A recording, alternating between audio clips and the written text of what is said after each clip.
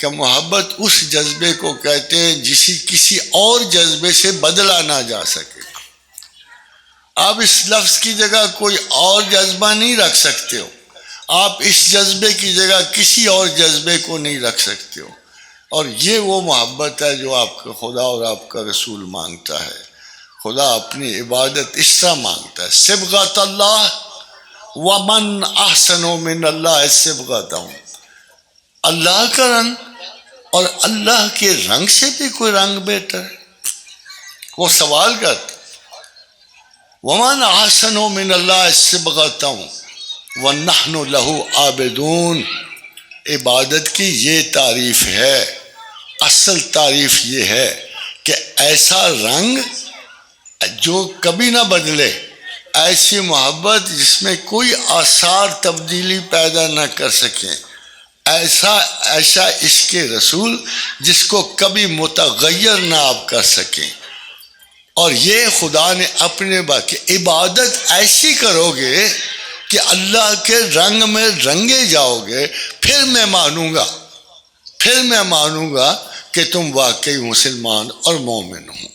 صبغۃ اللہ ومن احسن من اللہ صبغۃ ونحن لہ عابدون. ہم عبادت کرنے والے. پھر آپ دعوتاً کہہ سکتے ہو کہ ہم عبادت کرنے والے ہیں، وَنَحْنُ لَهُ عَابِدُونَ. ہم عبادت کرتے ہیں، اور ہماری عبادت کیا ہے؟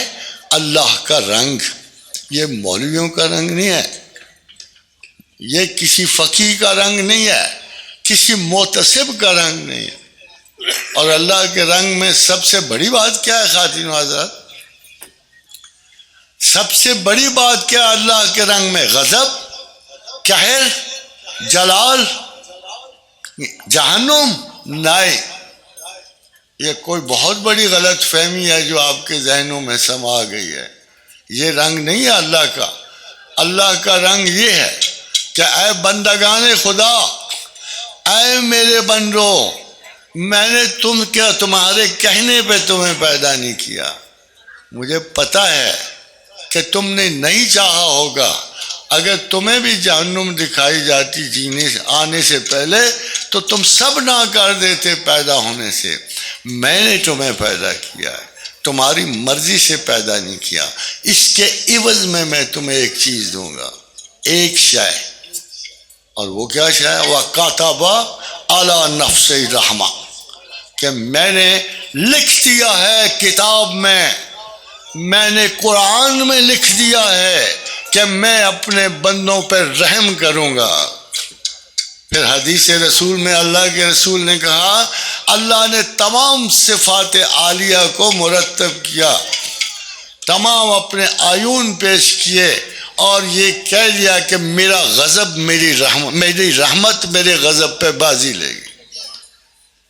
سیاں بھائی کو توال اب ڈر کاہے کا؟ اگر اتنا مہربان ہو تو آپ کو کس چیز کا ڈر محسوس ہوتا ہے؟ تو کیوں نہیں آپ خدا سے محبت کرتے؟